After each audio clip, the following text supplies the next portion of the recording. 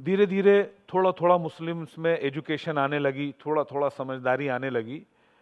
तो मुस्लिम्स अभी भी भाजपा के साथ तो नहीं आया है। देखिए, ये एक सच्चाई है, अभी मुस्लिम्स भाजपा के साथ बिल्कुल खुलकर उस हद तक नहीं आया जिस हद तक उसको आ जाना चाहिए था। मुझे उम्मीद है कि 2019 में we are going something positive in minority votes.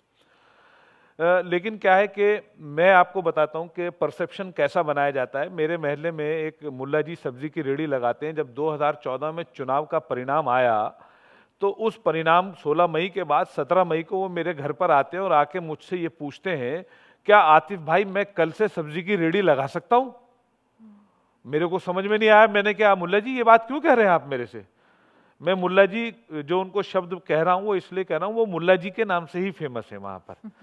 दाढ़ी रखते हैं, टोपी ओढ़ते हैं। मैंने मुल्ला जी आप ऐसी बात क्यों कह रहे हैं? कह रहे हैं वो अखबारों में पढ़ा था ना कि अगर नरेंद्र मोदी की सरकार आएगी तो मुसलमानों का कत्लेआम हो जाएगा। मैंने कहा आप कैसी बात करते हैं? कहना वो राहुल गांधी का बयान सुना था। क्या है कि इस मुल्क के मुसलमानों को एक परसेप्शन ये समझा के रख दिया है कि भाजपा आ जाएगी तो तुमको खा जाएगी।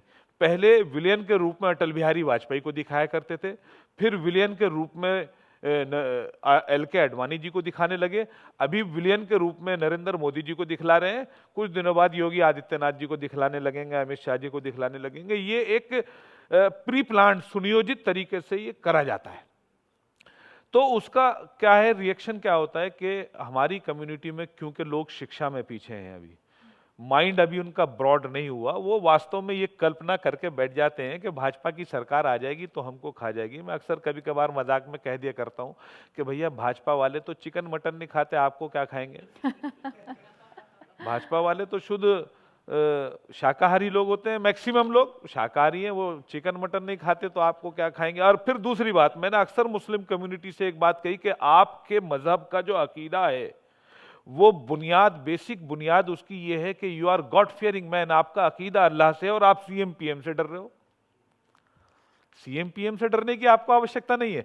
लेकिन ये 30-40 साल में लगातार बता बता के, जबकि मुस्लिम समाज का डेवलपमेंट क्या हुआ है?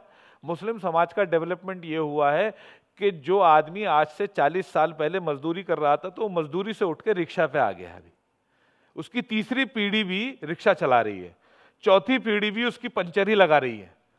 उनके शिक्षा के क्षेत्र में किसी ने कोई सोचा नहीं है अभी तक, कांग्रेस ने। तो चुनाचे में जो आपको बता रहा था कि 40 साल बाद कुछ मुस्लिम्स में चेंजिंग आनी शुरू हुई, तो मुस्लिम्स ने बीजेपी को तो अभी तक एक्सेप्ट नहीं करा है, लेकिन मुसलमानों ने कांग्रेस को भी रिजेक्ट करना शुरू करा। चुनाचे उनको पूरे हिंदुस्तान में जहां कांग्रेस का अल्टरनेट बीजेपी को हराता हुआ दिख गया, वो उसके साथ खड़े हो गए। उत्तर प्रदेश में अखिलेश के साथ चले गए, सपा के साथ, बसपा के साथ, ममता बनर्जी के साथ, लालू यादव के साथ, दिल्ली में केजरीवाल के साथ, अल्टरनेट के साथ जाने लग गए।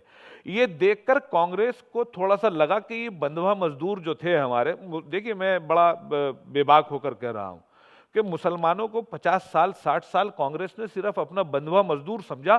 कभी भी आज तक किसी डेवलपमेंट, आज नरेंद्र मोदी जी अगर बात कर रहे हैं तो वो ये कह रहे हैं कि मैं ये चाहता हूं कि मुसलमान के एक हाथ में कुरान हो, एक हाथ में कंप्यूटर हो, यानी कि वो उनको शिक्षा क्षेत्र में आगे बढ़ाने की बात कर रहे हैं। माइनॉरिटी अफेयर्स मिनिस्ट्री जो है नई नई योजनाएं ला रही है, सीखो कमाओ, नई मंजिल, ड्रॉप आउट्स के लिए, यूपीएससी की तैयारी के लिए, मतलब नई स्कीम्स ला रही है और कह रही है साहब देखिए हम आपके लिए ये अच्छा काम करने जा रहे हैं, अगर आपको हमारा ये काम अच्छा लग रहा है तो ठीक है। पॉलिटिकल पार्टी को बदले में जनता से वोट ही चाहिए होता है तो वोट मांगने में कोई बुराई नहीं है, वोट दीजिए। लेकिन कांग्रेस ने 50 साल सिर्फ एक ही बात कही, बीजेपी आ जाएगी तुमको खा जाएगी, बीजेपी आ जाएगी तुमको खा जाएगी, मोदी जी आ जाएंगे तुमको खा जाएंगे। किसने किसको खाया? किसी ने नहीं खाया। सिर्फ ये डरा, जो एक खौफ की राजनीति थी, खौफ की, डरा कर रखने की राजनीति थी, उसको करा कांग्रेस ने। तो अब उनको ये लगा कि ये डर भी नहीं रहे, ये तो हमारे वोट बैंक थे वो सरक गए, तो अब उन्होंने एक नया काम शुरू करा है। वो नया काम जो है वो एग्जैक्टली यही है कि हिंदू आतंकवाद बनाकर एक चेहरा खड़ा करा कांग्रेस ने।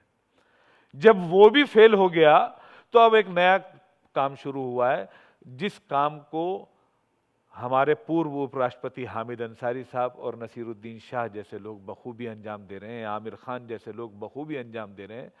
और आप देखिए कि ये वो लोग हैं जिसको इस देश के हिंदुओं ने सर माथे पर बिठाया, उनका धर्म नहीं देखा। आमिर खान की पिक्चर देखने सिर्फ आतिफ रशीद नहीं जाता है, आमिर खान की पिक्चर देखने तो अभय सिंह जी भी जाते हैं, और वो उसके सीरियल्स को भी देखते हैं, सब देखते हैं। हर व्यक्ति उसकी पिक्चर्स देख रहा है। नसीरुद्दीन शाह को हर व्यक्ति अप्रिशिएट कर रहा है। फिर भी अगर नसीरुद्दीन शाह को डर लग रहा है, मुझे आप लोगों ने यहां बुलाया है, बुलाकर आप मुझे मान सम्मान दे रहे हैं और मैं कहूं साहब मुझे डर लग रहा है, तो ये तो आपका अपमान है। एक्चुअली उन्होंने इस देश में डर का वातावरण क्रिएट नहीं करा, बल्कि उन्होंने भारत मां, भारत जननी को का अपमान किया है। उन लोगों को देश से माफी मांगनी चाहिए। और ऐसे बहुत सारे लोग हैं साहब इस देश में, जो लोग भूखे भी मर जाते हैं, इस देश में लोग अस्पताल में भी मर जाते हैं, इस देश में लोग लाखों परेशानियां सहते हैं, लेकिन वो कभी ये नहीं कहते हैं कि हमको इस देश से डर लग रहा है। देश से कैसा डर साहब? अपने घर से किसको डर लग सकता है? मैं कसम खा के आपसे ये बात कह सकता हूं, और किसी भी मुसलमान से पूछ लीजिएगा, 45 डेज की हज यात्रा पर गया था मैं। हाजी हूं मैं अल्हम्दुलिल्लाह, हज भी कर रखा है, कंठस्थ कुरान शरीफ याद है मुझे, हाफिज कुरान भी हूं, कंठस्थ है मुझे। मैं आपको ये सच्चाई बता रहा हूं कि जब मेरी वहां पर हज का जो सारे परफॉर्मेंस थे वो हो गए, उसके बाद मेरा दिल ये कर रहा था कि मैं उड़ के अपने हिंदुस्तान के देश पे चला जाऊं, उड़कर चला जाऊं। मैं सच बता रहा हूं आपको, और खालिस मेरी बात नहीं है। मैंने जिससे पूछा उसने ये बात कही कि भाई अब हो गया, हज हो चुका, अब तो चलो यार। यार ये 45 दिन क्यों है यार, ये तो 15 दिन होने चाहिए थे, पर्याप्त है, हो गया, आप चलो। और मैं आपको सच बता रहा हूं आपको कि जिस वक्त पायलट ने अनाउंस करा कि हम लैंड करने वाले हैं, मुझको ऐसा लगा कि वास्तव में मैं जन्नत में आ गया हूं। जिसको ऐसा लगता हो कि मुझको यहां डर लगता है, तो साहब मेरा आपके मंच से भी और हर माध्यम से मैं कहता हूं, जहां आपको डर ना लगे आप वहां जाने के लिए स्वतंत्र हैं। आपको जहां डर ना लगे वहां जाने के लिए आप स्वतंत्र हैं, किसी ने किसी को रोका नहीं है। यहां पर जबरदस्ती का सौदा नहीं है, ये तो दिल मिले का सौदा है। हिंदुस्तान सबका है, बराबरी का है। और पहली सरकार में और अब की सरकारों में अंतर हो गया है। पहली सरकारें यह ऐलान करती थी कि इस देश के संसाधनों पे अल्पसंख्यकों का अधिकार है। वर्तमान की सरकार जो अनाउंस करती है वो कहती है appeasement for none and development for all. Development for all के नारे को साकार कर रही है। सबका साथ सबका विकास का जो नारा है उसको केवल जबान से नहीं करती है, उसको जब साकार करती है तो जनधन योजना के तहत जब खाते खोलने की बात होती है तो वह मुसलमान मजदूर, रिक्शा चालक जिसकी हिम्मत नहीं होती थी बैंक के साथ सामने से निकलने की, वो बैंक में छाती ठोक कर जाता है धड़ल्ले से और जनधन योजना के तहत अपना बैंक का खाता खुलवा कर आता है। ये ताकत, बराबरी का अधिकार इस सरकार ने, नरेंद्र मोदी की सरकार ने इस देश के सभी वर्गों को देने का काम किया। जब नरेंद्र मोदी जी की सरकार उज्ज्वला योजना के तहत, मैं एक बात सब जगह कहता हूं, आज फिर ये बात कह रहा हूं कि साहब आप उस सरकार में और इस सरकार में एक ही अंतर है। आप अगर मुझसे अभी ये सवाल करें कि आपकी सरकार ने मुसलमानों के लिए क्या किया है, तो मैं कहूंगा साहब कुछ नहीं किया है मुसलमानों के लिए।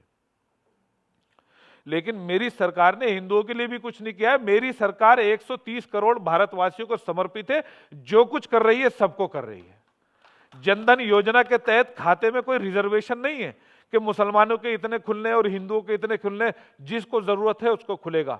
उज्ज्वला योजना के तहत ऐसा नहीं है कि मुस्लिम बहन को तो गैस का सिलेंडर मिलेगा और हिंदू को नहीं मिलेगा, या हिंदू को मिलेगा तो मुस्लिम को नहीं मिलेगा, सबको मिलेगा जिसकी जरूरत है। 6 करोड़ कनेक्शन दिए गए, तो उनकी जाति और धर्म देख के नहीं दिया गया, बल्कि उनका बीपीएल कार्ड देख कर दिया गया है साहब। जाति और धर्म के आधार पर इस देश में 2014 से पहले काम होता था। इस देश में अब 2014 के बाद जो भी काम हो रहा, आयुष्मान भारत की योजना जो चल रही है, तो जो मेडिकल के लिए 5 लाख रुपए दिए जा रहे हैं, वो ये देख के नहीं दिए जा रहे कि ये हिंदू है कि मुसलमान है, वो उसके लिए देख के दिए जा रहे हैं जो जरूरतमंद है उसको 5 लाख रुपए मिल रहे हैं। कतार में खड़े हुए अंतिम व्यक्ति के उदय का सपना जो भारतीय जनता पार्टी ने 2014 से पहले दिया था, उसको वास्तव में अब साकार कर रहे हैं।